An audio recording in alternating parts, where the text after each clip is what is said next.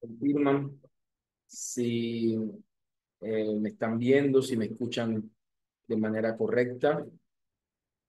Sí, les agradeceré mucho que me confirmen.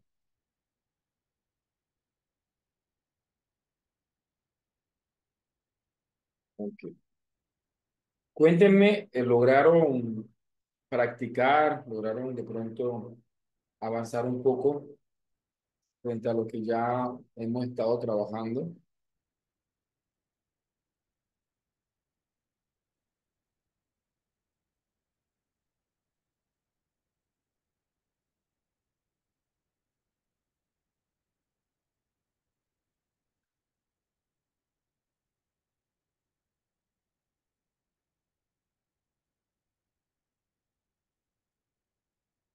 Bien.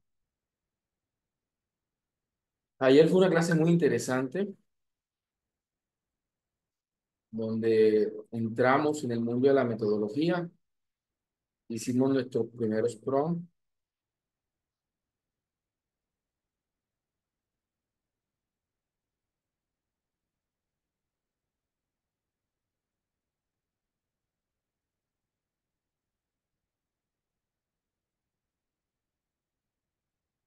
Ok, ya estoy aquí organizando para ya dar inicio a nuestra siguiente sesión.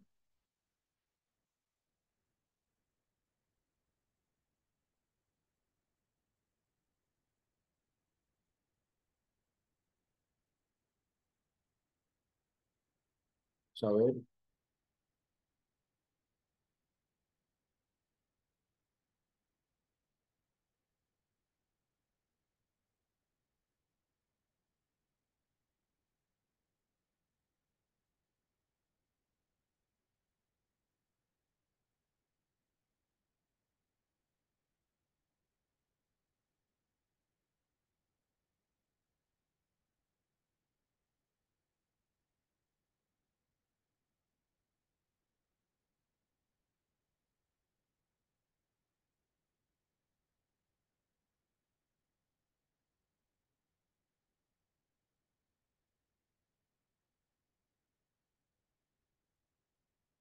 bien, vamos ya aquí y aquí a compartir pantalla.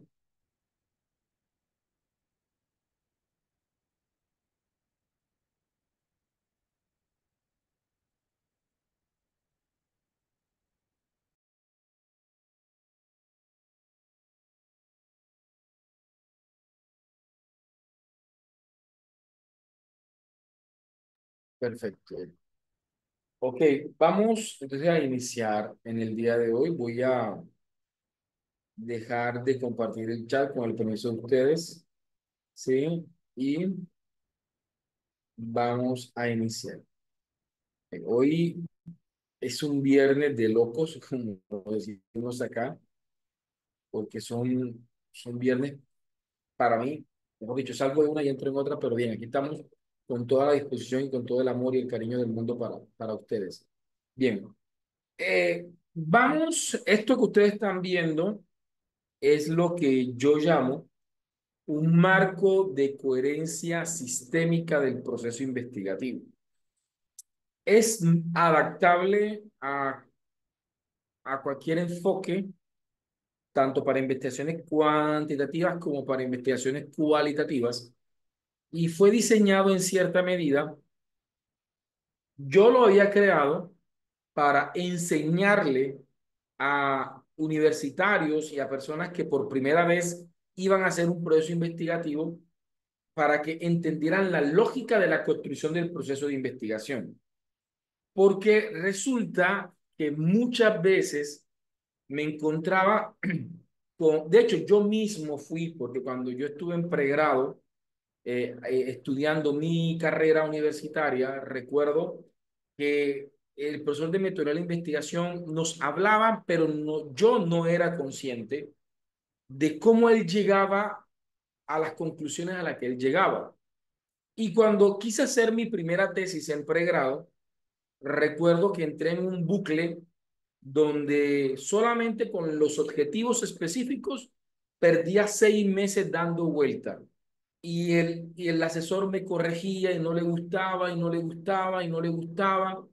Y yo giraba u orbitaba alrededor de la opinión de un tercero, pero yo no era consciente de dónde salía la investigación, de la coherencia lógica, sistemática que debe haber en cada elemento del proceso investigativo y cómo durante todo ese proceso debe haber una trazabilidad lógica en esa triada que ayer hablábamos, que es la cosmovisión epistemológica de la investigación, ¿sí? La cosmovisión metodológica, paradigmática y la teórica.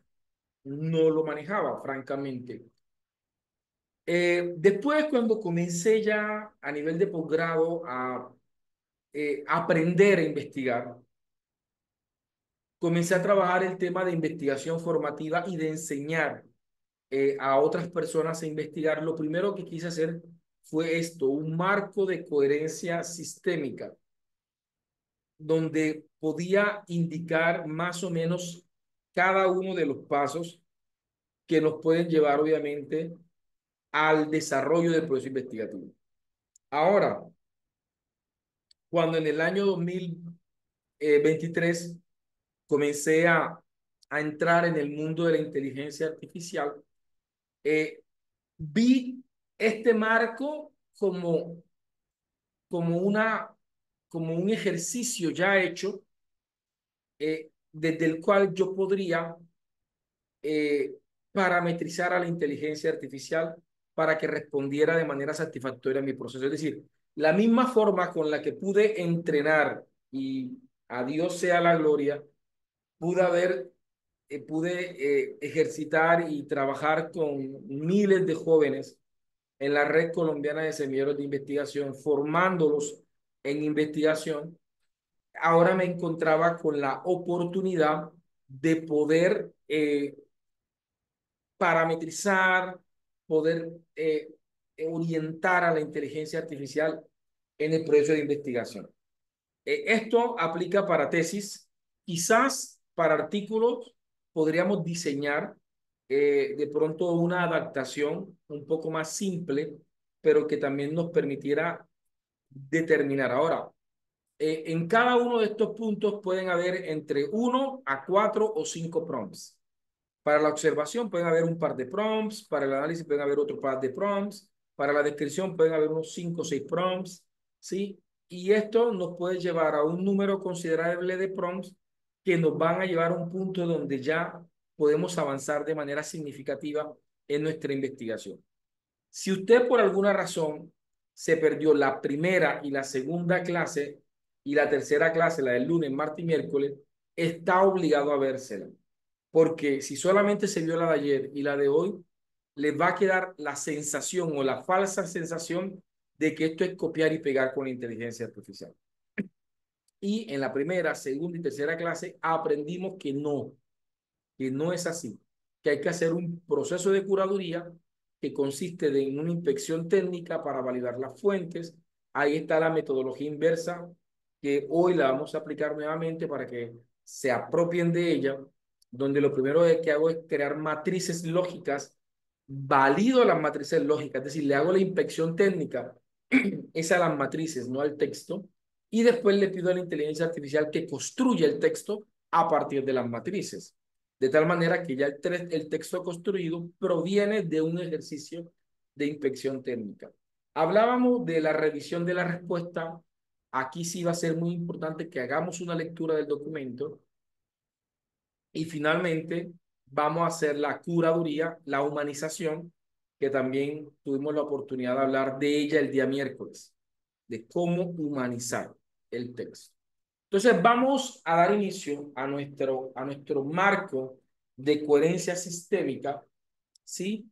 Y vamos a intentar adaptarlos a un ejemplo y cuantitativo y después, no hoy necesariamente, lo más probable es que sea el lunes o martes, el lunes vamos a estar abordando el tema del, de un ejemplo cualitativo. ¿Ok? Entonces, veamos. Cuando yo comencé, cuando yo comencé en el mundo de la investigación, escuchaba frases que de hecho en Colombia era una de las frases célebres o de los lemas más conocidos por el antiguo Colciencia, hoy en día Ministerio de Ciencia en Colombia, donde nos decían que la pregunta es el punto de partida de la investigación. Entonces, desde que yo comencé a investigar, me decían, la pregunta es el punto de partida de la investigación, ¿sí? Y fue precisamente haciendo la maestría en educación y analizando de manera detallada los procesos cognitivos que me permiten llegar a la pregunta, en donde pude darme cuenta que la pregunta no es el punto de partida. Ahora, la pregunta es fundamental, porque la pregunta podríamos considerarlo como el ADN del proceso investigativo. Podríamos considerarla como la columna vertebral del proceso educativo, del proceso investigativo. ¿Sí? Es decir, es relevante, pero no es el punto de partida. Y eso, si bien es cierto, lo descubrí inicialmente desde la observación de muchos jóvenes intentando investigar, pero después lo corroboré en la teoría cuando comencé a estudiar desde la mayéutica socrática hasta las teorías de equilibración de Jean Piaget. Entonces, ¿qué sucede? Que la pregunta no viene por sí sola, ¿sí? De hecho, Aristóteles decía que la filosofía nace del asombro. Es decir, que yo no puedo filosofar, yo no puedo perturbar cognitivamente mis estructuras si primero no hay unos procesos previos de asombro y no hay asombro si no hay observación. Entonces, hay funciones cognitivas previas a la problematización. De hecho, la problematización es una función cognitiva compleja. ¿Sí? Entonces, por ser una función cognitiva compleja, la problematización se requiere de funciones cognitivas previas o básicas para poder llegar a esa función cognitiva compleja. Y esto lo encontramos con Piaget. Piaget, en la teoría de la equilibración de Jean Piaget, la pueden buscar y pueden apropiarse de ella. Piaget hace un esquema muy sencillo. Dice, el sujeto tiene unos esquemas cognitivos predefinidos. Ayer les decíamos, nosotros tenemos una cosmovisión predefinida por nuestra formación, por nuestra cultura, por nuestra fe, por nuestros contextos sociales, económicos, por los libros que hemos leído, por los autores que hemos escuchado, pues yo no sé. Hay una cantidad de fuentes de información que han generado en nosotros estructuras de pensamiento. Entonces, esas estructuras de pensamiento nos generan estados de asimilación, es decir, estados de equilibrio con respecto a la realidad. Yo asimilo la realidad y estoy en convivencia o en paz o en tranquilidad con la realidad. Entonces, este sujeto, cuando en sus estados de esquema y de asimilación interactúa con la realidad, es decir, observa la realidad, ¿sí? La observa de manera detallada. Ah, ya se me olvidó. ¿Qué pasó? La observa la realidad, ¿sí? Y analiza la realidad, la analiza, la observa, pero la degrada por elementos, intenta sistematizarla en su manera de pensar. Esta persona va a generar lo que Piaget llamaba una perturbación cognitiva, es decir, un desequilibrio cognitivo. ¿Sí? Va a comenzar a cuestionar sus estados de asimilación. A mí me gusta poner un ejemplo y quiero pedirles el permiso para tomarlo porque sé que quizás para algunas personas puedan ser escépticos a lo que voy a decir, pero no lo digo desde el punto de vista de la fe, lo voy a decir desde el punto de vista de la narrativa, ¿sí? Indistinto que yo particularmente pueda ser una persona o no de fe, lo voy a tomar simplemente para explicar esto de la teoría de la equilibración. Eh, En el libro de Génesis, capítulo 3, encontramos, y yo creo que muchos de ustedes están familiarizados con esta narrativa o de esta literatura, encontramos el caso de Adán y Eva en el huerto del Edén. ¿Sí? Entonces, en los primeros capítulos nos muestran cómo Dios creó el mundo, ¿sí? Y en el capítulo 3 comienzan a narrarnos una especie de paraíso, y allí comienzan a hablar de que habían dos árboles, el árbol de la vida y de la muerte, y había un árbol en particular que se llamaba el árbol del bien y del mal o el árbol del conocimiento. Ese árbol tenía un fruto, que era el fruto del conocimiento. Permítame acá. No voy a decir que es una manzana, es un fruto. Ahí está. ¿Ok? Resulta, para entender esto. Entonces, vámonos al claro ejemplo de lo que hace el conocimiento en las estructuras cognitivas de las personas. Tenemos a dos personajes, Adán y Eva, en esa narrativa, muy conocida por ustedes desde pequeños, ¿sí? Pero resulta que ellos estaban desnudos. Ellos estaban desnudos en el huerto del Edén. No tenían ropa y convivían tranquilos. Estar desnudos para ellos no era un problema. Estar desnudos para ellos en esa narrativa no era un problema. No era dificultad, ¿cierto? No obstante, se vivían en equilibrio en ese estado. Era un estado natural, normal. Estar desnudo no era un problema.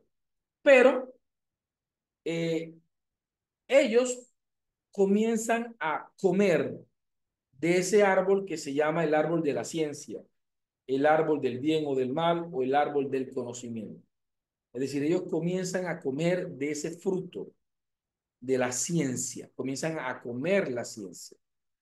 Y resulta que lo primero que sucede es que sus ojos se abren. Y cuando sus ojos se abren por estar comiendo la ciencia, por estar devorando la ciencia, sucede que ellos asimilaban su realidad y para ellos estar desnudo era normal, pero inmediatamente comieron del fruto de la ciencia, del bien o del mal o del conocimiento, ellos comenzaron a tener una perturbación cognitiva, comenzaron a sentir que estar desnudo era un problema, comenzaron a sentirse y lo primero que hicieron fue esconderse porque sintieron vergüenza. Es decir, en esa narrativa se presenta cómo la ciencia generó un despertar en las estructuras cognitivas de, en este caso, los individuos o los sujetos y los llevó a problematizar su realidad de tal manera que algo con lo que ellos convivían a diariamente y que no era un problema, ahora se constituye un problema. Pues cerrando la narrativa que la cogí porque me parece que es un ejemplo muy sencillo para explicar la teoría de la equilibración, es lo mismo que sucede. Es decir, los problemas son problemas por definición social, ¿sí? Son problemas por definición social. Porque en el mundo donde no exista una civilización basada en el conocimiento, los problemas no existen. Lo que existe son leyes naturales, ¿sí? La ley de más fuerte, ¿sí? La cadena alimenticia, que un animal se come a otro y finalmente todos terminamos alimentando a la tierra. No hay problema. Nosotros sacamos la civilización del conocimiento, sacamos la sociedad del conocimiento y nos convertimos en una especie animal, los problemas dejan de existir. Ahora lo que tenemos es literalmente eh, leyes naturales que nos rigen, de las cuales nosotros simplemente somos sometidos o somos dominados. Y se naturaliza por completo esas leyes naturales. ¿Sí? Pero como estamos en una sociedad del conocimiento, en una sociedad de la ciencia, entonces aquí sí el ser humano, desde sus habilidades intelectuales como también desde sus habilidades sociales y científicas, es decir, entre la comunidad de la ciencia, tiene la capacidad de interactuar con la realidad y comenzar a problematizar la realidad. Yo recuerdo que un día mi papá me decía, ahora esta generación de cristal,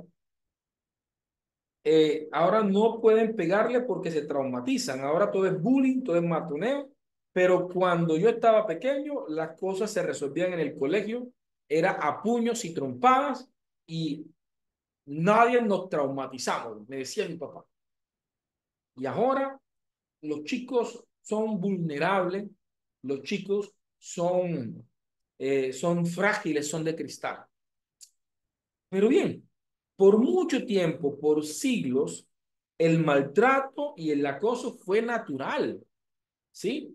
No era un problema para la sociedad, no era un problema. Nadie, era natural que si alguien tenía unas características de superioridad o de fuerza sobre otras personas, podría ejercer control y eso era natural. De hecho, en el colegio, pues uno no se hablaba por el nombre, sino por el sobrenombre. Y entre el sobrenombre fuera más humillativo, pues era el mejor sobrenombre. ¿Sí? Entonces, era natural, pero vino alguien, observó esa realidad, no le pareció normal, pareció que esa realidad debía ser observada, debía ser problematizada, tuvo una perturbación cognitiva, ¿sí? Así como Newton, que un día estaba literalmente debajo de un árbol, viendo el paisaje, leyendo un libro, y le cayó una manzana, ¿sí? El que caiga una manzana es normal para cualquiera. ¿Sí? ¿Por qué? Porque cualquiera le cae un fruto y como hemos visto toda la vida que los frutos caen hacia abajo, para nosotros es normal. Así que, ¿de dónde vamos a sacar un problema de ahí? Si lo normal es que caiga y que caiga en el piso. Pero Newton lo que hizo fue observar esa realidad. ¿Sí? Y cuando observó esa realidad, lo primero que se preguntó es ¿por qué las manzanas no caen para arriba? ¿Sí? Es decir, él peleó con la naturalidad del fenómeno. Él peleó con que, eso es obvio. Yo digo que si Newton hubiese sido colombiano y del Caribe colombiano, Dios, si hubiese nacido en el barrio en el que yo nací, no sé hasta qué punto hubiese podido crear las leyes de Newton. ¿Por qué? Porque si él le hubiese preguntado, oye, ¿por qué las manzanas no caen para arriba? Yo creo que en mi barrio la gente le hubiese dicho, ¿y por dónde va a caer? Sí, ¿va a ir para dónde va a caer? Claro que cae para abajo. ¿Cómo va a caer para arriba? Sí, esa obviedad que impide que muchas personas no se acerquen a la ciencia y construyan conocimiento es la obviedad que hace que para muchos lo obvio se convierta en una mina de oro en términos de ciencia, en términos de conocimiento. Entonces, la teoría de la equilibración de Piaget nos pone en esa dinámica. ¿Sí? Alguien observó la realidad y dijo, no es normal que una persona durante todo su bachillerato haya sido acosado, maltratado, ¿sí? Haya sido humillado. Esto debe tener secuelas para su vida adulta. Y no solamente secuelas en la víctima, sino también secuelas en el victimario. Porque ese victimario, ese bullying, lo más probable es que también tenga su propia historia y sus propios traumas que lo convierten en bullying. Y esta persona que es víctima, pues también tiene sus propios traumas y tiene sus propias condiciones que la hacen víctima. Entonces comenzaron a estudiar, sistematizaron esa realidad, la organizaron, la observaron, la estudiaron, la documentaron, la sistematizaron y hoy en día lo tenemos como bullying. Y sé que más de uno, quizás cuando yo puse el ejemplo de mi papá, muchos de pronto podrían haber asentado, sí, esta generación de cristal, ¿cierto? Pero como yo le decía a mi papá, papá, sí, o sea, mi papá me decía, mira, yo jamás me traumaticé, le ve, lo dice el hombre que nunca me ha abrazado, ¿sí? Que me vino a abrazar como a los 30 y pico años, ¿sí? Que de pronto escasamente me podía decir una palabra de afecto o algo. Es decir, a veces pensamos que nosotros no tenemos traumas, pero cuando comenzamos a observar definitivamente cómo percibimos la vida, cómo son nuestras relaciones interpersonales, ¿sí? Cómo es nuestro nivel, cómo es nuestra relación con el dinero, cómo es nuestra realidad, nuestra relación con la comida, cómo es nuestra relación con el ejercicio, con la vida saludable, cómo es nuestra relación con nuestras propias emociones. Ahí nos comenzamos a dar cuenta que en verdad no salimos muy bien librados tampoco de ese tradicionalismo, de esa crianza tradicional de hace 40, 50, 60 años. También venimos con nosotros, pero ¿por qué no vemos esos traumas? Porque esas personalidades que el hombre no llora está naturalizado. Entonces, claro que él no ve el no llorar como un problema, porque para él el no llorar es normal. De hecho, es el bien ser de un hombre que no expresa sus emociones, que asfixia y sofoque sus emociones. Pero cuando estamos en la ciencia, nosotros entonces comenzamos a problematizar la realidad y nos comenzamos a dar cuenta y comenzamos a investigar. Entonces, la ciencia, ¿qué sucede si yo no lloro? ¿Qué pasa si una persona no llora? ¿Sí? ¿Qué es el llanto? Entonces aparecen autores, no, el llanto es una negentropía del sistema de las emociones que es fundamental para la regulación de las emociones.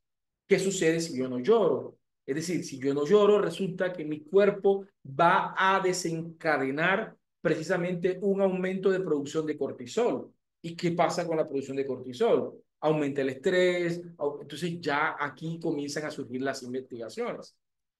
Entonces, frente a esto tenemos que para poder llegar a la pregunta, entonces lo primero que tengo que hacer es saber observar la realidad. Si yo no sé observar la realidad y si yo no oriento a la inteligencia artificial a que sepa observar la realidad, pues entonces va a haber muchas dificultades para nosotros poder de alguna forma hacer un proceso de investigación. Después que observo, ¿qué tengo que hacer? Analizar esa realidad observada. Y analizar es dividir el todo en partes para comprender cada parte y así poder entender el todo. Análisis, romper, separar, dividir la realidad. Y ahí entonces la podré describir. Pero miren que decía alguien, el problema dice el diseño metodológico. No, porque cuando yo quiero describir el problema, ya el problema ha pasado por la observación y el análisis. Y la observación y el análisis está fundamentado en nuestros paradigmas. Yo observo la realidad desde mi paradigma. Yo analizo la realidad desde mi paradigma. Por ende, la descripción del problema que voy a hacer va a ser paradigmática. No va a ser ajena ni de espalda al paradigma. Y entonces la pregunta que voy a terminar formulando termina siendo una pregunta paradigmática. ¿Sí? Entonces, es imposible sacar una pregunta sin tener una predisposición paradigmática. El cuantitativo preguntará cuantitativamente. El empírico analítico lo hará desde esa postura. El positivista lo hará desde esa postura. ¿Sí? El hermenéutico, el fenomenológico, cada uno lo hará desde sus posturas. Lo veíamos ayer con el caso del detective, de la psicóloga y del sacerdote. Entonces, vamos a hacer ese recorrido a punta de prompts. Vamos a hacer ese recorrido. Siempre lo he dicho y quiero decírselo nuevamente a ustedes. Eh, será un fracaso este curso para mí si al final ustedes se convierten simplemente en cazadores de prompts, porque entonces van a tener la necesidad de tener un prompt para cada método. Ay, yo necesito que el profesor haga lo mismo, pero para el método que estoy haciendo, y yo estoy haciendo una teoría fundamentada, estoy haciendo una etnografía. Entonces, no, chévere el diplomado y todo, pero nada, no me sirvió porque el profesor puso fue un ejemplo de investigación empírico-analítica, cuasi experimental, y de la cualitativa hizo una fenomenología, pero no hizo la etnografía que yo quería. Entonces, ahí yo habré fracasado como profesor, ¿sí? O no sé hasta qué punto de pronto usted habrá fracasado como estudiante.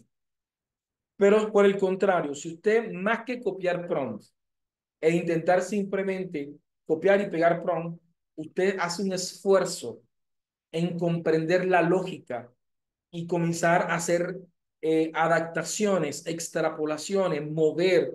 Sí, oye, y ahora la gente me pregunta, profesor, ¿será que dentro de este primer prompt que usted nos dio y este segundo prompt que usted nos dio, yo puedo hacer un prompt Profesor, para hacer esto y esto que me parece interesante, yo les digo, no me pregunten, háganlo.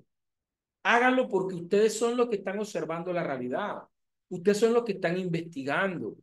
Es decir, ustedes son los que tienen el conocimiento, ¿sí? Ustedes son los que son expertos en el saber disciplinar. Yo no soy médico.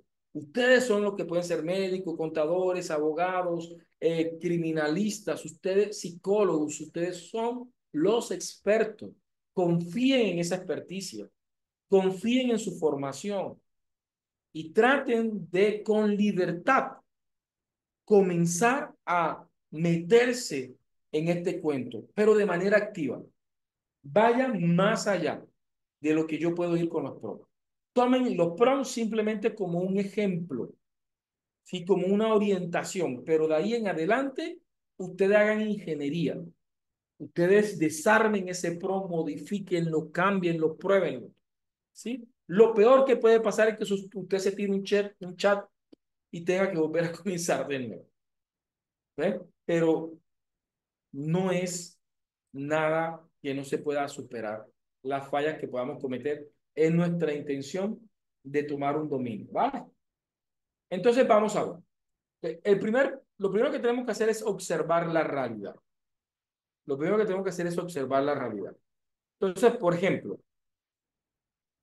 si la estoy observando desde una perspectiva cuantitativa, la observación implica la observación de una realidad empírica basada en datos estadísticos, ¿cierto? Entonces yo asumo el problema, esa realidad empírica, la asumo en variables. Así que lo primero que tengo que hacer es identificar mis variables de estudio, ¿sí? Ahora hay diferentes tipos de variables en las investigaciones cuantitativas. Están las variables independientes, que son esas variables que se presentan como causa. Por ejemplo, yo digo, la inteligencia financiera influye en las finanzas personales. Entonces, la variable independiente vendría siendo la inteligencia financiera, porque estoy diciendo que la inteligencia financiera influye. Es decir, esta es causa. Ella causa algo, ¿sí? Tiene el poder de causar una respuesta en otra variable, ¿sí? Está la variable dependiente, que es la variable que se encarga de ser presentada como efecto. En este caso, la incidencia de la inteligencia financiera y su incidencia en las finanzas personales. Entonces, la variable dependiente vendría siendo finanzas personales. ¿Por qué? Porque es la que se presenta como efecto. Estoy diciendo que la causa es la inteligencia financiera y el efecto es las finanzas personales. Pero también van a haber otro tipo de, de variables. Por ejemplo, está la variable, hay variables moderadoras, que son variables que pueden ser influyentes, pero que desarrollan un ejercicio de moderación. Por ejemplo, tengo estudiantes de presenciales, estudiantes en entornos bilearning, mixtos, por ejemplo, a distancia, le decimos acá en Colombia, y tenemos estudiantes 100% virtuales. Entonces, hagamos que la pregunta sea, eh, la inteligencia financiera, está, ¿de qué manera la inteligencia financiera influye en las finanzas personales de estudiantes de presenciales, bilernis y virtuales de la Universidad de Córdoba? Entonces vemos que hay una variable moderadora que son el entorno de aprendizaje. Es decir, cómo influye también el entorno de aprendizaje o cómo modera la relación entre las variables el entorno de aprendizaje. ¿Sí? Serían como diferentes tipos de variables. Pero las más comunes son las variables independientes o las variables dependientes. Es importante tener en cuenta que no todas las investigaciones cuantitativas tienen relaciones causales. No todas las investigaciones cuanti son causales. Sí, hay investigaciones como las descriptivas no tienen niveles de causalidad, ¿ya? Entonces, no necesariamente son independientes y dependientes, ¿ok? Entonces, identifico las variables principales. A estas variables les puedo ubicar sus variables, ¿sí?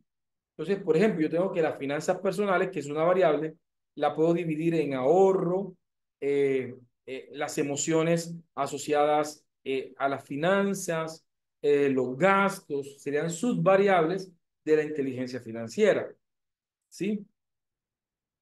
Ahora, por ejemplo, el desarrollo, la respuesta socioemocional, que es una subvariable, puede tener dimensiones. Entonces está, por ejemplo, identificar sus emociones hacia las finanzas, autorregular sus emociones financieras, ayudar a otros a regular sus emociones financieras, ¿sí? Entonces ya ahí se definen dimensiones. Y las dimensiones pueden tener indicadores, que son estos los que finalmente voy a estar midiendo. Profe, tienen que tener siempre variables, subvariables, dimensiones, indicadores, no necesariamente. Hay personas que ponen variables, subvariables, indicadores, ¿sí? Hay personas que ponen variables, dimensiones, indicadores. ¿Sí? No, es hasta donde ustedes pueden profundizar en el análisis de la realidad empírica. Entonces, yo no puedo describir un problema si primero no observo y analizo esa realidad empírica. ¿Sí? Lo primero que tengo que hacer es observar y analizar esa realidad empírica. Entonces resulta que eso es lo que vamos a hacer ahora. ¿Sí? Eso es lo que vamos a hacer ahora. Entonces nosotros ayer estuvimos, vamos para ver, sí, nosotros ayer estuvimos haciendo esto, estuvimos poniendo estos dos prompts, estuvimos poniendo estos dos prompts, ¿sí? Entonces, este primer prompt era el prompt inicial, tiene perspectiva, esto lo explicamos ayer, tiene perspectiva, contexto, instrucción. Y aquí pues precisamente presentaba la triada epistemológica, metodológica, paradigmática, teórica, aquí lo presentaba. Presentaba el contexto y una instrucción. ¿Ya? Pero aquí sí hacía lo que estamos haciendo ahora. ¿Sí? Aquí estaba, el segundo prompt era dándole las instrucciones para que la inteligencia artificial observara la realidad. ¿Sí? ¿Y cómo lo hice? Vamos a ver, vamos a recordar qué fue lo que se hizo. Vamos a recordar qué fue lo que se hizo. Vamos a ver.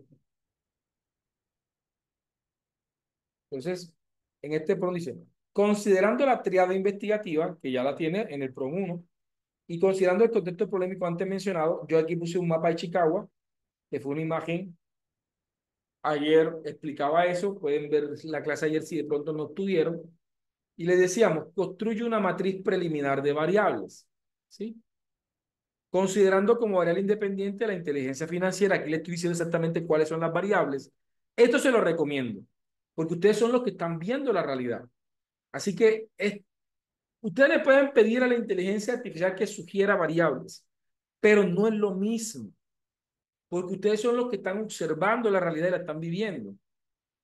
En mi caso, a mí me gusta identificarle las variables, considerando como variable independiente la inteligencia financiera y en ella los factores que influyen en las finanzas personales. Pongo, la matriz debe tener variables, tipo de variable, independiente y dependiente, definición teórica de la variable, que aquí le tengo. Variable es tipo de variable. La definición teórica de la variable, pero esa definición tiene que ser operacionalizable. ¿Cómo así? Que esa definición de la variable me permita hallar subelementos, ¿sí? Y que se pueda medir. Entonces, por eso es que digo que la definición tiene que ser operacionalizable. Después que vienen subvariables, que él me identifique la subvariable a partir de la definición teórica de la variable. Ahora viene la definición de la subvariable. Después que vienen las dimensiones. Aquí le puedo ponerle, por ejemplo, mínimo 3 por subvariable. Y le puedo poner indicadores. Le puedo ponerle mínimo 3 por dimensión. ¿Sí? ¿Ya? Y aquí le puse que máximo fueran 3 variables para que no me creara muchas variables. Ayer hicimos esto. Permítame, yo le pongo aquí. Vamos a abrir ChatGPT. Recuerden que yo trabajo ChatGPT pero ustedes pueden trabajar en la inteligencia artificial de su interés, o sea, de su preferencia, las que ustedes quieran. Ahora, no, ¿qué si no les recomiendo? Que vayan a utilizar, por ejemplo, no les recomiendo que vayan a utilizar, por ejemplo, Lucía o Meta. Pues ahí sí debo reconocer que no les recomendaría esto para nada. ¿Sí? Entonces aquí lo tenemos. ¿Ok? Ahí tenemos ese prompt. ¿Ya? Esto lo hicimos ayer. Ayer llevábamos nuestro chat. Aquí vamos a cambiarle el chat. Voy a ponerle aquí el nombre. Le digo aquí en los tres punticos, aquí donde está. Le digo, estoy aquí en plan de formación financiera. Le voy a decirle cambiar nombre para que sea fácil encontrarlo. Voy a poner aquí como investigación cuasi experimental. Cuasi experimental finanzas. Para que me sea como fácil encontrarlo. Ya ahí sé que cuando lo vea va a ser más fácil poder encontrar el chat. ¿Ok? Pero yo tengo mi chat y sobre este vamos a comenzar a trabajar. Entonces vamos a ver. Tenemos nuestro segundo prompt. Vamos para el tercer prompt. Tercer prompt. Ya tengo literalmente mi prompt. Tengo mi prompt. Tengo mi prompt donde observé la realidad. Ya aquí tengo las variables y ya hice análisis. Pero entonces ahora voy a hacer la descripción del problema. Pero para poder hacer la descripción del problema, vamos a hacer un conjunto de prompts que nos ayude a hacer la descripción del problema. Entonces, vamos a ver, vamos a hacerlo acá. Digo archivo, ¿sí? Veamos aquí. Vamos. Voy a llevarme este es nuestro segundo prompt. ¿Sí? Bien, aquí tengo un pequeño prompt para hacer una escala de Likert. Sería bueno porque, ¿por qué lo tengo aquí? Se lo voy a explicar. Porque dado que quiero hacer la descripción del problema, y la descripción del problema es importante que también que responda a cómo se manifiesta el problema a nivel general, por ejemplo, cómo se manifiesta el problema de las finanzas personales en la permanencia de los estudiantes en la universidad, y quiero ver cómo se manifiesta este problema a nivel internacional, a nivel regional, a nivel nacional. También me interesa poder en la descripción aterrizar un poco a cómo se manifiesta el problema en el contexto, es decir, a cómo se manifiesta ese problema en la universidad donde voy a hacer la investigación. Por eso, no está de más que yo pueda hacer como una especie de recursos, por ejemplo, hacer análisis documentos, de informes, por ejemplo, cuál ha sido la deserción en los últimos 3 años de ese programa, si hay manera de saber qué relación tiene las deserciones con las finanzas, es decir, ver datos que puedan surgir del contexto. Entonces se pueden hacer recolecciones de datos preliminares con el único objetivo de enriquecer la descripción. Es decir, no son instrumentos para resolver la investigación o que hacen parte del estudio propiamente dicho, sino que son como instrumentos previos para poder recolectar información para la descripción del problema. ¿Sí? Estos son muy como diagnósticos o muy preliminares. Por ejemplo, estoy haciendo una investigación sobre el aprendizaje de los chicos en la escuela. Pues voy a tomar en cuenta los indicadores de las pruebas de estado, sí, voy a tener en cuenta simuladores que otras organizaciones han hecho. Entonces puede que existan informes de los cuales yo me alimente para la descripción del problema, o en su defecto yo puedo de pronto aplicar un par de instrumentos previamente para poder tener insumos para la descripción del problema.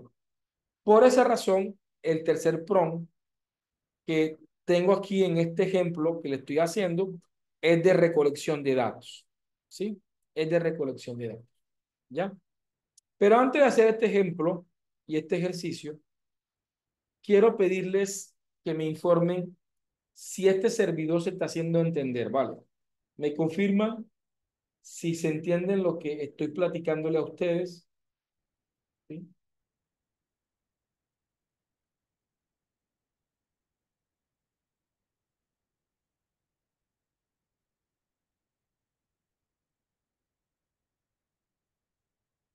Vale,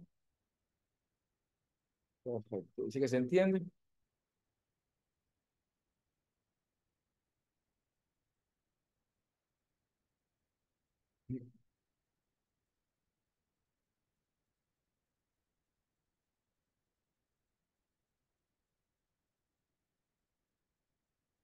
Vale, perfecto. ¿De qué?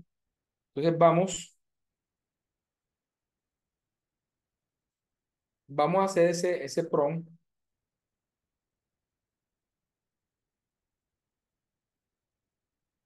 Vamos a hacer lo siguiente. Ese prompt de la escala de Likert, en este caso, vamos a dejarlo para cuando vayamos a ver instrumentos de recolección de datos. Ese prompt voy a dejarlo para más adelante. Así que lo que voy a hacer es la matriz de, por ejemplo, como quiero saber cómo se manifiesta el problema a nivel, a nivel internacional, regional y nacional, voy a crear como unas matriz de informes estadísticos de la variable. Entonces le voy a decirle, considerando la matriz preliminar de variable, que fue nuestro PRON 2, ¿sí? Construye una matriz de informes o datos estadísticos internacionales que aborden las variables en contextos universitarios, la relación entre ellas de tal forma y la relación entre ellas, por aquí, y la relación entre ellas, toma, de tal forma que la matriz permita hacer un análisis de cómo se manifiesta el problema a nivel internacional. Le digo, prioriza informes gubernamentales y no gubernamentales internacionales o autores reconocidos. La matriz debe tener autor u organización, año que no sea superior a 10 años en este caso. Si a ustedes consideran hacerlo a 5 años, está bien también. Cita según APA. Aquí me gusta poner UR explícita. ¿Para qué? Para hacer inspección técnica, para inspeccionar de que las fuentes son reales. Objetivo del informe o del estudio y estadísticas relevantes. Voy a decirle, inicia presentando al menos, vamos a poner aquí, al menos 10 fuentes para la variable independiente. ¿Sí? Al menos 10 fuentes, ¿no? 10 fuentes, vamos a poner aquí, internacionales, todas. ¿No? Internacionales, todas. Entonces, voy a copiar este prompt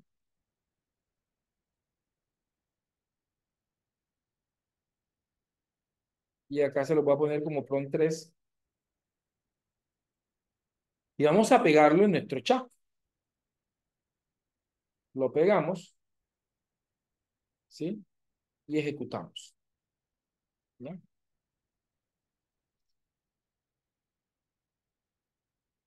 Él acá me está pidiendo permiso para conectarse con una base de datos. Si estoy en el Scholar GPT, le digo permitir.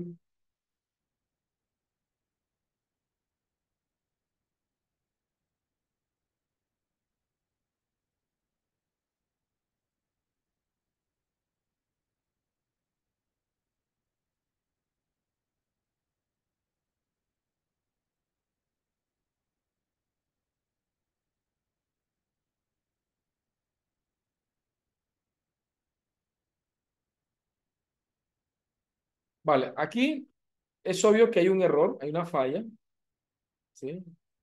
Aquí hay una falla, vamos a ver si,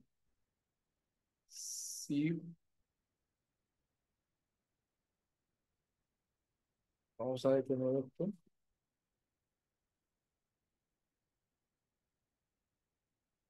Vamos a ver si ChatGPT tiene problema hoy. El ChatGPT está reportando fallas parciales.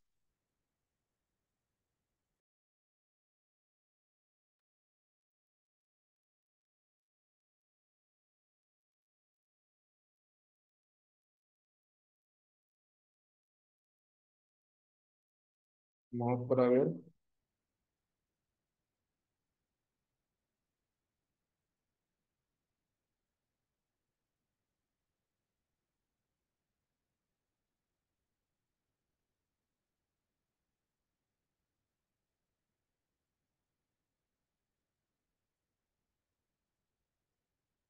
A ver si ahora sí se conecta.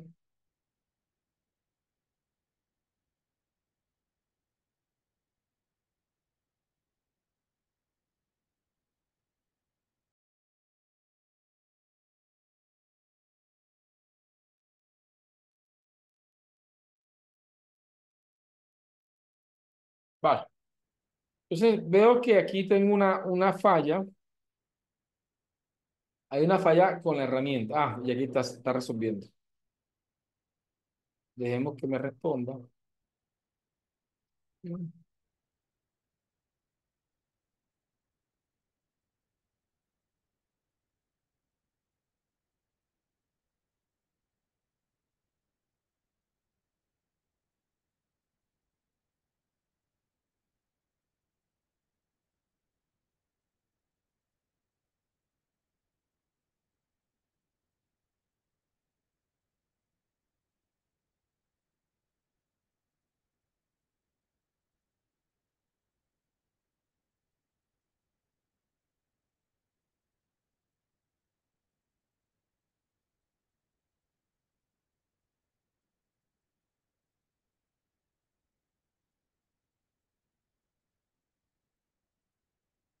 Vamos para ver. Aquí me está generando el informe. Vamos a ver. Y aquí tengo, aquí me genera la respuesta. Y tengo la respuesta. Vamos a abrirlo nuevamente.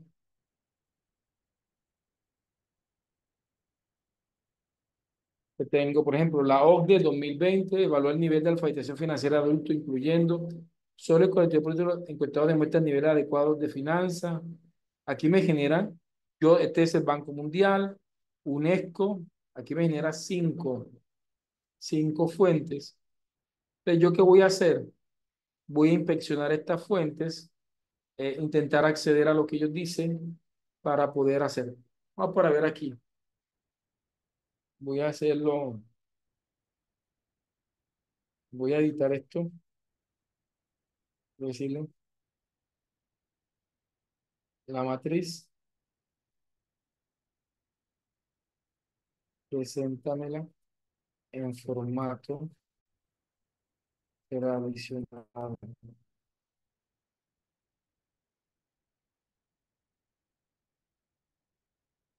para ver si de pronto aquí así.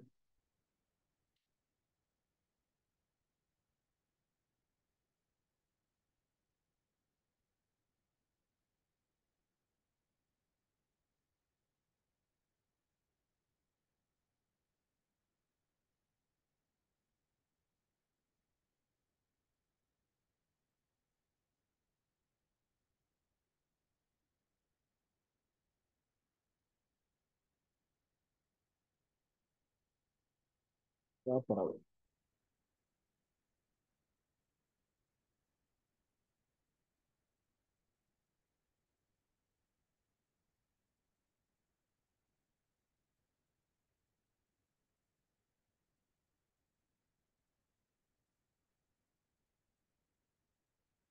Él está, no está del todo bien. Yo creo que me va a tocar ir por el momento a otra inteligencia artificial. No sé si es Scholar GPT o es ChatGPT y que de pronto podría estar teniendo fallas. Vamos por ver. Bien. Aquí me está generando update que PISA evaluó la federación financiera de estudiantes de 15 años en 20 años. Periodo de cuenta los estudiantes tienden bajo desempeño en conocimientos financieros básicos. Refleja una deficiencia temprana en la competencia financiera. Esta información es importante. Sí, voy a ver, voy a entrar al enlace para hacer inspección técnica. Vamos para ver si aquí me resuelve.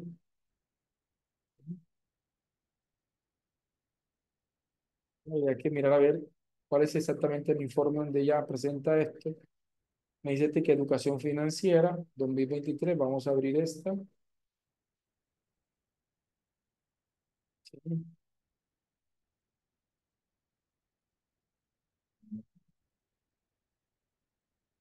Habría que analizarla. Y aquí tengo pues las 10 fuentes con los datos. ¿Qué me toca hacer a mí? Inspeccionar cada una de las fuentes, inspeccionar cada una de las fuentes para determinar cuáles son las que definitivamente están correctas o no. Entonces tengo este prompt. Voy a ponerle, este es el internacional. Y el segundo prompt, el siguiente prompt va a ser, entonces, vamos a ver ya el siguiente prompt, sería prompt 3.1, que sería el mismo prompt, pero ahora presenta, presenta una matriz con datos nacionales. En este caso, Colombia. Ustedes ya en el país en el que se encuentran. Entonces, ya este prompt es el mismo prompt, pero pidiéndole que me entregue la matriz con datos colombianos, es decir, con fuentes colombianas. Entonces, vamos a hacer la práctica. Vamos a tomarnos los 10 minuticos de práctica para que hagan estos prompts. Si es pegar y si es copiar y pegar, pues obviamente 10 minutos son muchos, porque ustedes lo que simplemente van a copiar y pegar, pero como el objetivo no es que ustedes copien y peguen, sino que adapten a su proyecto, por eso es que damos 10 minuticos. Entonces, prompt número 3 aquí se los voy a pasar. Ahí se los paso. Prompt número 3 y el prompt número 4 o el prompt 3.1 que es el mismo, pero ya donde le pedimos la información colombiana. ¿Sí? Entonces ahí vamos haciendo la práctica. Entonces, veamos a ver acá. Me confirman si voy a activar el chat para que me digan si pudieron recibir el prompt para que hagamos la práctica.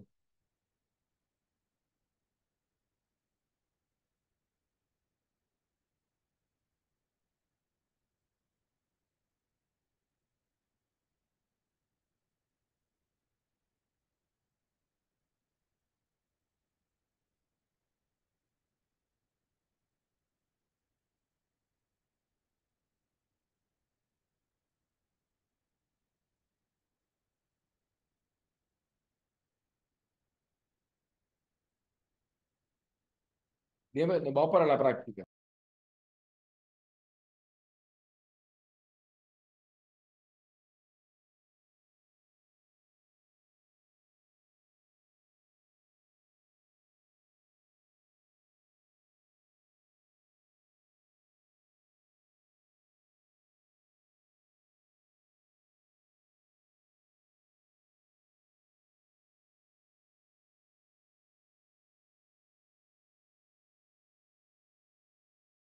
Ahí les compartí el documento en Word con los 4 prompts que llevamos hasta el momento.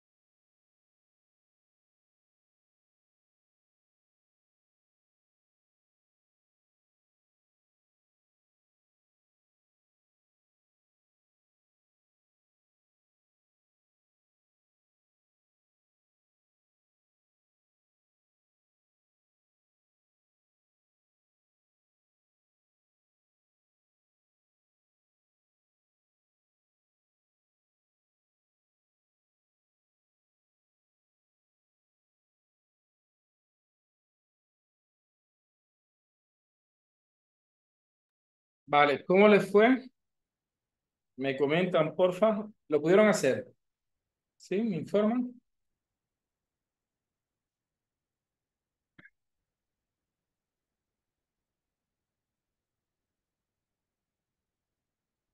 Cuéntenme cómo les fue.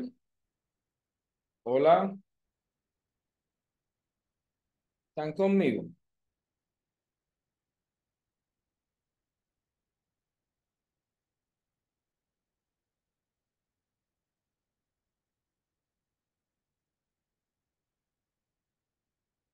Vale, perfecto. Ok.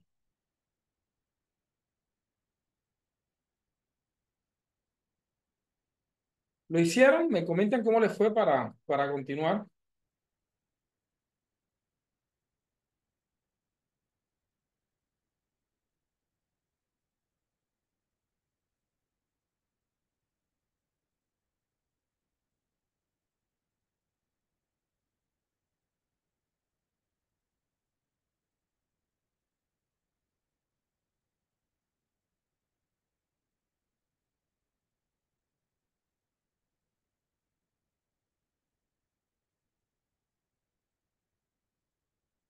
Vale, si quieren exportar a Word, lo único que tienen que decirle es, si están en ChatGPT, decirle que les construye un documento en formato docx.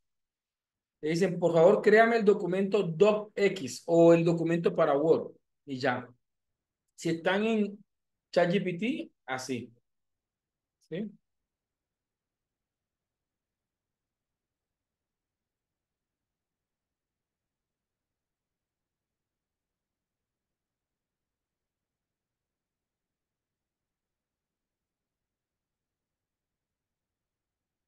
Ok, continuamos. Sí, vamos aquí, porfa. Bien. Entonces, vamos a ver, tenemos las dos matrices. Entonces, hemos logrado hacer dos matrices. Con el permiso de ustedes, voy a apagar el chat y veamos, tenemos dos matrices.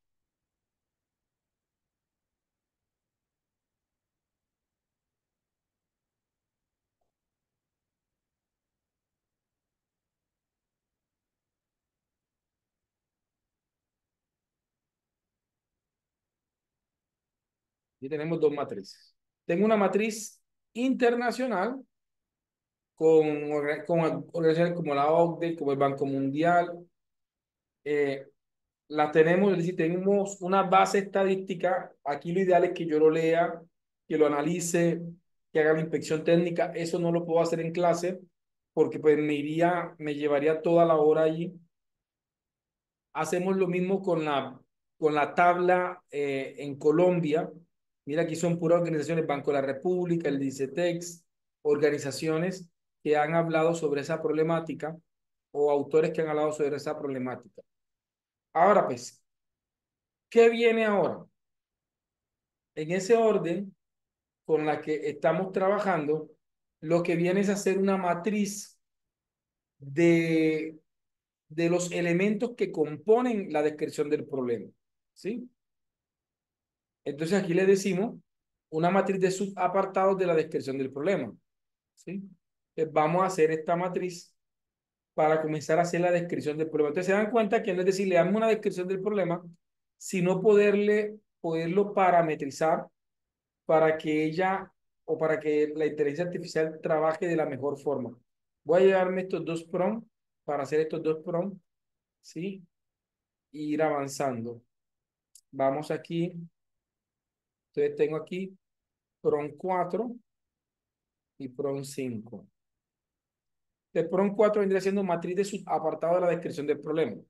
Es decir, cuáles son los elementos para yo validar antes de que ella se ponga a escribir el problema. Entonces, le digo, considerando la postura epistemológica, metodológica y paradigmática del estudio, considerando la matriz de variables y sus dimensiones y en ellas el objeto concreto del estudio, considerando la matriz de informes estadísticos, tanto internacionales, regionales y nacionales, construye una matriz de los elementos, ¿sí? Que posteriormente se convertirán en sus apartados de la descripción del problema, ¿sí?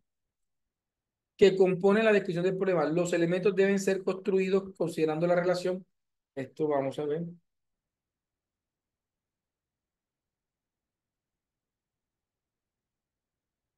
Los elementos deben construirlos considerando la relación de las variables y sus dimensiones, de tal forma que de manera progresiva se pueda comprender el problema objeto de estudio y cómo se manifiesta de esta manera deductiva, de lo general o particular, de lo internacional o nacional. ¿Va? Entonces aquí le estoy diciendo que me presente los subapartados, que me presente los subapartados. ¿Va? Uno de los subapartados, voy a decirle, el último de los subapartados debe ser asociado a cómo se manifiesta el problema en la población objeto de estudio. Objeto de estudio. ¿Sí? ¿Ok? Entonces ya. Porque las descripciones deductivas tienden a ser de lo general a lo específico. Entonces voy a copiar esto y lo pegamos precisamente en nuestra herramienta de inteligencia artificial. Aquí me va a hacer una matriz proponiéndome los apartados. Yo ahora los voy a leer y voy a considerar exactamente qué quiero. Entonces me dice, primer subapartado sería Panorama Internacional de la Educación en Inteligencia Financiera en Jóvenes. Ah, de la educación e inteligencia financiera en jóvenes. Me parece interesante. Dice que va a exponer los niveles, va a exponer exposición de los niveles bajos de inteligencia financiera en estudiantes universitarios a nivel mundial. Énfasis en carencias en conocimiento financiero, ahorro y presupuesto. Me parece interesante. Relación con las variables. Variable independiente de inteligencia financiera, sus variables. Aquí me dice cuáles son las variables que va a abordar ahí. Segundo subapartado de la descripción. Impacto de la baja inteligencia financiera sobre la sostenibilidad educativa. Tercer subapartado, educación financiera e inclusión económica juvenil en América Latina. Cuarta, diagnóstico nacional, Colombia y la formación financiera en juvenil. Mira que comenzamos desde lo internacional. Ya para el cuarto punto, ya para el cuarto punto nos está presentando ya aspectos más nacionales. Quinto, gestión deficiente de las finanzas personales del estudiante universitario. Sexto, evidencia local, Universidad de Córdoba, deserción por causas financieras. Entonces aquí tengo precisamente los 6 subapartados que van a estar presentes en la descripción del problema.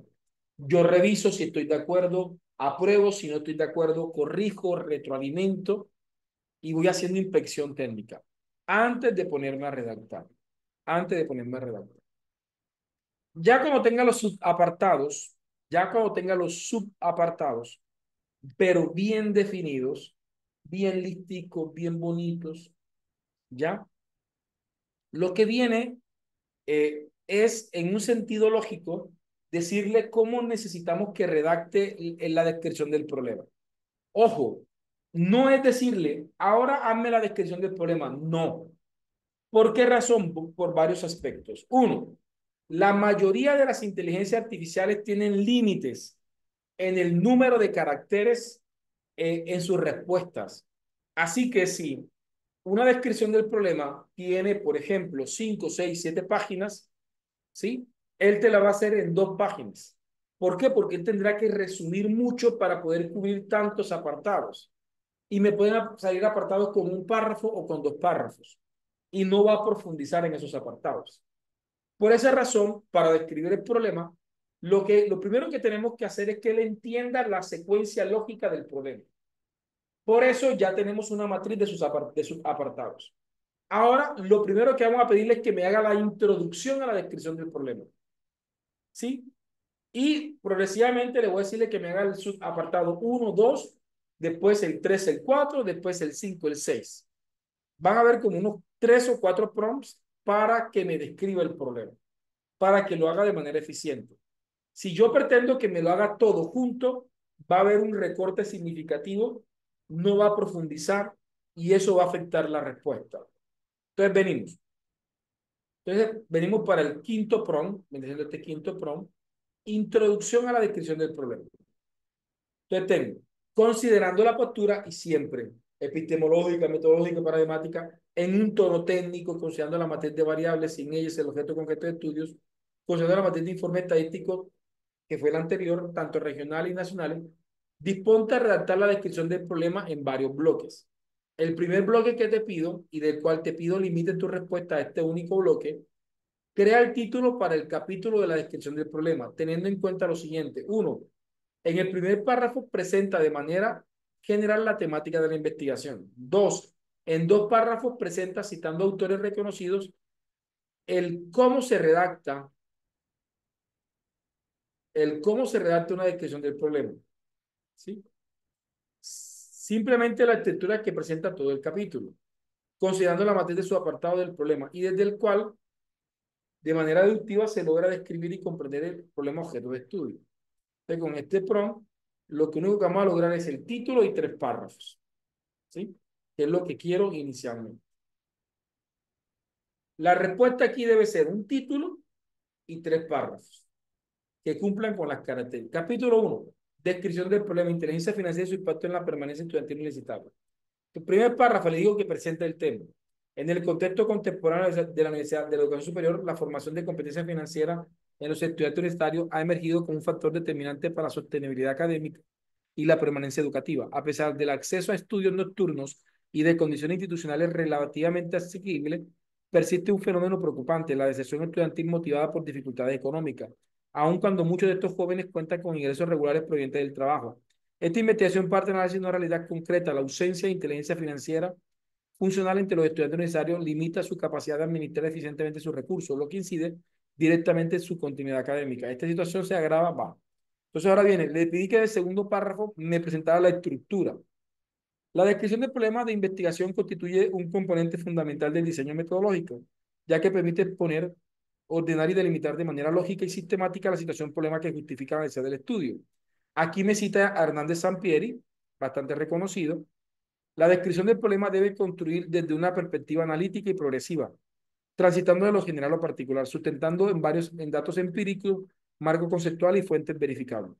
En investigaciones de carácter cuantitativo, como la presente, el problema se plantea desde una estructura deductiva, evidenciando correlaciones posibles entre las variables y destacando cómo estas relaciones se manifiestan en el contexto. Aquí estoy justificando el tecnicismo de la redacción de la descripción. Y el tercer párrafo ya son los apartados. En coherencia con esta postura, aquí voy a preguntar qué es lo que va a encontrar en la descripción del problema. Miren que él mismo me dice, ¿desea que continúe con el bloque 1? Yo puedo continuar aquí con la conversación con la inteligencia. Ya. Entonces yo le voy a decir, yo aquí puedo continuar sin estar sujeto a los prompts del profe Ever. Yo le digo, ok, hazme el bloque 1 y le puedo darle ciertos elementos. Por ejemplo, yo le puedo decirle, sí, por favor, iniciemos con el bloque 1, pero digámosle cosas. Si preserva datos y análisis, preserva el análisis y descripción empírica, preservando una riqueza de datos estadísticos y fuentes, ¿sí? Le voy a pedirle que, ¿sí? Hagamos que yo más o menos dimensione, porque tengo un límite de caracteres en términos de qué es la descripción del problema. Hay universidades que dicen que no puedo pasarme de tantas páginas o de tantas palabras, pero voy a decirle que aquí eso me lo haga en 5 párrafos, que puede ser más o menos una hoja y algo, una página y media, o poco menos de una página y media, ¿sí? Entonces, yo digo que claro que sí, pero le doy orientaciones. Ya, entonces dice, panorama internacional de la educación. En las últimas décadas, la federación financiera adquirió una relevancia sustancial en el ámbito. Entonces, mira que me está dando datos estadísticos como riquezas para hacer el análisis del problema. Y él ahora me va a sugerir hacerme el apartado 2 porque ya él está conectado con el proceso. Ya él sabe, miren, y todo lo va a sacar de la matriz. Ya él aquí está, ya él más o menos sabe lo que quiero. Dice, avanzamos con el bloque 2, impacto de la baja inteligencia financiera, ¿sí? ¿Ya? Entonces ya vamos. Si yo le digo que sí, lo más probable es que lo haga de 5 párrafos considerando lo anterior. ¿Ya? Yo le puedo decirle, claro. Yo le puedo decirle aquí, sí, sí, claro. Continúa, continúa. Y si le digo sí, claro, continúa, sin darle orientaciones nuevas, la inteligencia artificial va a coger las orientaciones pasadas, ¿sí? Así que lo más probable es que lo haga también estadístico, no me molesta eso. Lo que quizás de pronto no me gustaría es que de pronto me genere 5 párrafos también, porque ya ahí hay como un patrón muy, sí, vamos a ver cuántos nos genera. Sí, sí, pero si me genera 5 párrafos para el siguiente, sí le pido que ya lo haga en 6, 7 párrafos o lo haga en 4 párrafos. Sí, para que no quede como ese patrón allí como predefinido. ¿Ya? Aquí tengo 1, 2, 3, 4, ¿no? 5. ¿Ves? Me hizo 5 párrafos. ¿Por qué? Porque así fueron las orientaciones que le di anteriormente. Ahora para el próximo, me toca decirle que me lo haga diferente. Entonces, vemos claramente cómo podemos trabajar con la inteligencia artificial desde ese modo. ¿Ya? Entonces tengo aquí, voy a guardar para pasarles este prompt para tener, y aquí ya continuamos con los bloques uno por uno. Y esto lo voy pasando a Word y voy, cuando ya lo tenga todo, voy a humanizar, hago el proceso de humanización, redacto con la inteligencia artificial, me apropio del discurso, voy profundizando en el discurso y voy haciendo una investigación que me va ayudando. Me cuentan, porfa, si se está entendiendo lo que estoy hablando, ¿sí? Si está claro, porfa. ¿Se ha entendido? Ah, dice que Cariara está maravillada. Excelente, me alegra muchísimo.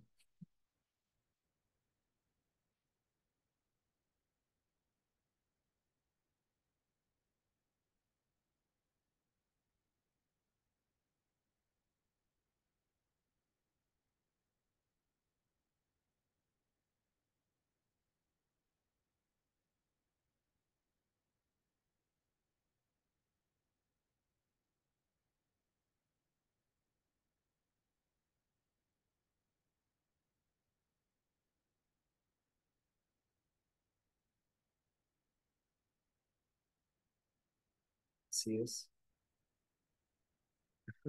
Muchas gracias, Tania. Bien, entonces voy a compartirles el chat para que hagamos la práctica, ¿ok? Sí. Y ahí tenemos la descripción del problema. Vamos a ver.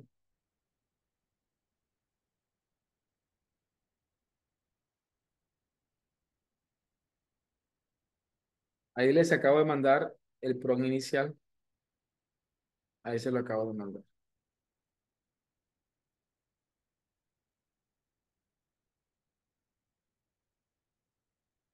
Perfecto. Entonces, vámonos,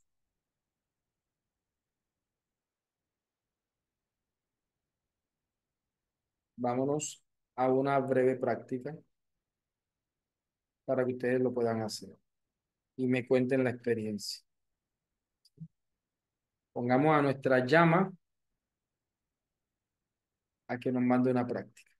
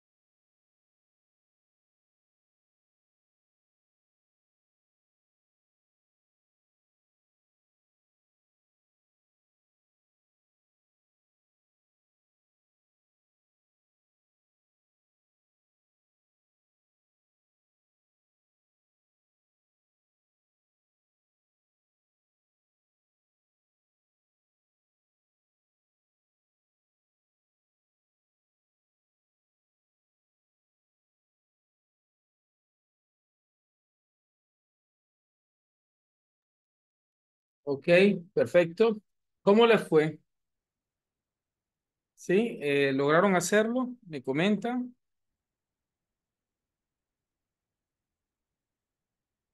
Ajá, muchas gracias, Marianela. Mariela dice que está bastante contenta con el diplomado. Muchas gracias. Muchas, pero muchas gracias. Yo les motivo a que practiquen, a que avancen, a que cojan lo que le hemos dado y lo transformen. Sean atrevidos, avancen, traten de hacerlo para una investigación cualitativa, modifiquen para que vayan siempre a un paso adelante. ¿Sí? Vale.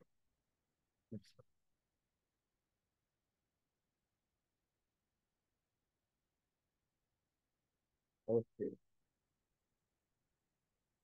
Me gustaría, voy a suspender hasta aquí. No sé si alguien tenga una pregunta que de pronto quiera hacerme para, para terminar en el día de hoy, para no infotoxicarlos con mucha información. ¿Sí? Quiero que me digan cómo,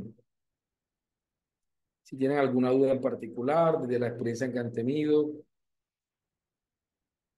¿Sí? Claro, vamos a ver acá.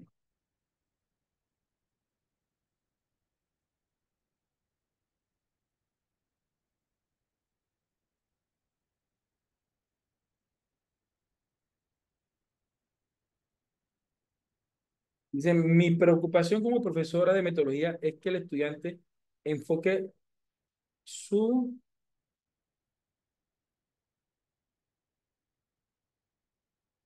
Lo, lo que pasa es que, por ejemplo, va a ser inevitable que ellos no involucren la inteligencia artificial.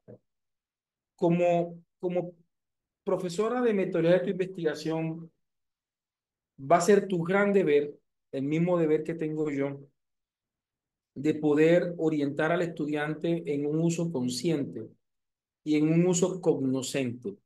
Si ustedes vieran los chats que yo desarrollo con la inteligencia artificial y que mis estudiantes también me muestran, profe, mire la conversación que tuve con la inteligencia artificial, me doy cuenta que es una conversación cognoscente, donde el estudiante está diciéndole, no, no me gusta esto, planteámoslo de la siguiente manera. Es decir, la inteligencia artificial es una herramienta de procesamiento de información que es alimentada por el usuario. Ahí es donde lo tenemos que centrar. Sí, esto no es de a mí una tesis, ya me hizo la tesis, yo no tengo nada que ver, no tengo pensamiento alguno, no tengo incidencia alguno, no. Yo estoy tan involucrado. La inteligencia artificial me requiere tanto a mí.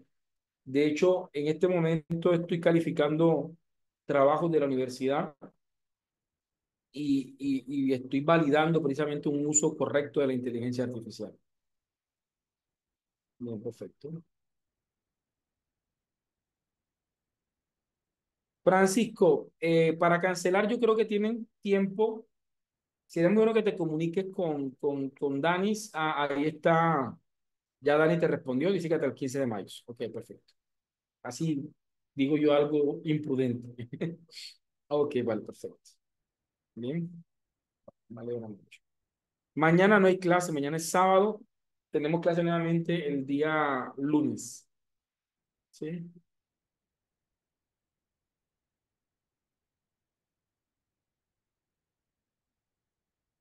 Pero lo que pasa es que, miren, Yaritza, uno no, o sea, te invito a que hagas parte del diplomado de docencia, que también tengo la oportunidad de liderar aquí en esta corporación.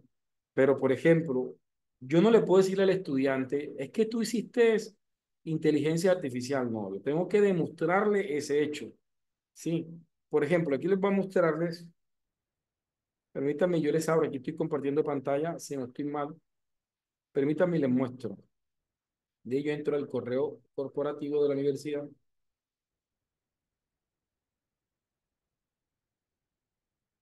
para ver. porque yo no le voy a decir al estudiante, no, mira, es que estás haciendo mal uso. No, aquí yo le entrego un acta y eso se lo enseño a hacer a los profes que están en el diploma de docencia. Le enseño a hacer actas por ejemplo, aquí le estoy haciendo un acta, vamos a ver si aquí me abro. Los chicos me acaban, miren, me están respondiendo en este momento, ya, porque hoy estoy mandándole, ellos me mandaron trabajos y yo literalmente les mando, ¿sí? Aquí le estoy mandando y les mando un acta. Entonces, según la rúbrica de evaluación, yo tengo que tener rúbrica de evaluación como maestro. Entonces yo aquí le digo, acta de evaluación y realización del ensayo académico. En cumplimiento del protocolo académico establecido para el desarrollo del primer trabajo evaluativo, se ha realizado la revisión integral de su ensayo. Esta evaluación tiene como propósito principal fomentar una retroalimentación formativa. Y aquí le digo, ¿cuáles son mis criterios? Coherencia, ¿cierto? Le digo, ¿cuál fue la evaluación descriptiva de eso? ¿Cuál fue la evaluación cuantitativa de ese criterio? ¿Y cuáles fueron las observaciones? Y mire, y estoy evaluando todas las cosas que la inteligencia artificial falla.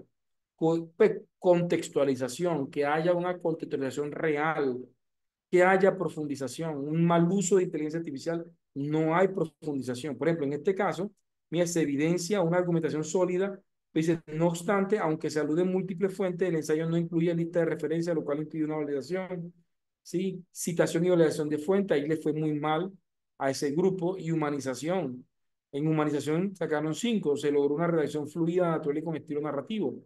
Yo lo pasé por varias herramientas de inteligencia artificial y me arroja un 0%. Dice que ellos hicieron una muy buena humanización. Lo más probable es que utilizaron inteligencia artificial, pero la usaron de manera correcta. Claro, sí. Entonces, claro, mi estimada Yaritza. Entonces, sí, eh, pues yo soy de los que pienso de que si tú tienes las muestras, por ejemplo, le presentas tu acta de evaluación, que asumo que la debes de tener, y ahí le muestran los soportes. Por ejemplo, a los chicos que utilizaron, pues que no humanizaron bien o que de pronto tuvieron ciertas falencias, eh, me tocó adjuntarle, eh, vamos por decir aquí, el informe, vamos para ver, no, para ver acá. Por ejemplo, me tocó adjuntarle el informe de Kidball, por ejemplo. Entonces le mando el informe de Kidball, dice que tiene un 58%, y le mando exactamente, y ahí se los menciono en la retroalimentación que le hago. Entonces, sería como la recomendación pues, que yo te puedo dar frente a ese tema. ¿Ya? Vale. Mi gente bella, pues vamos a suspender por hoy ahí. Muchas gracias por su atención, muchas gracias por su comprensión y pues bien, esperamos vernos el próximo lunes, bien mediante, ¿ok? Bendiciones.